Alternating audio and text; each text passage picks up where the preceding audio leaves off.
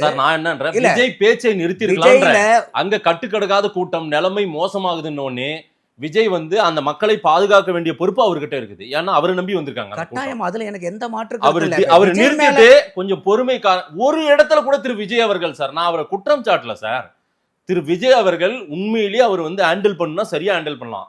அறிக்கை தான் கொடுக்குறீங்க. அப்ப காவல்துறை 13-15 நிபந்தனை போடுதுன்னா நீங்க ஒரு 10 நிபந்தனை போடுறீங்க. மரத்து மேல ஏறாத, கம்பத்துல ஏறாத, ஒழுங்கா நடந்துக்கோ, ஒழுக்கமா நடந்துக்கோன்னு நீங்க அறிக்கை கொடுக்குறீங்க.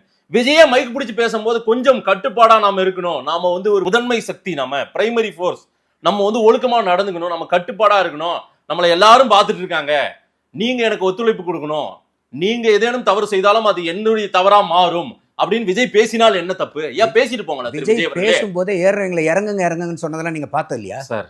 இன்னும் கொஞ்சம் போல்டா சொல்லுங்க சார். அது வந்து அது வந்து அரசியல் படுத்த வேண்டிய கூட்டம். நான் திருப்பி அதைத்தான் நான் வந்து உணர்ச்சி வசப்பட்டு பேசல சார். உயிர் போச்சு சார்.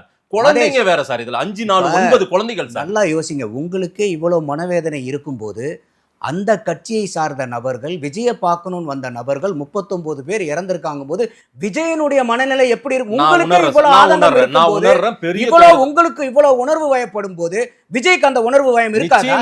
எவ்வளவு அவர் சொல்லனா துயரத்தில் இருக்க மாட்டாரா? நிச்சயமா நான் ஒத்துக்கிறேன். அப்போ நீங்க பாதிக்கப்பட்ட நபரையே பார்த்து நீங்க புண்ண நோன்ற மாதிரி நோண்டக்கூடாது.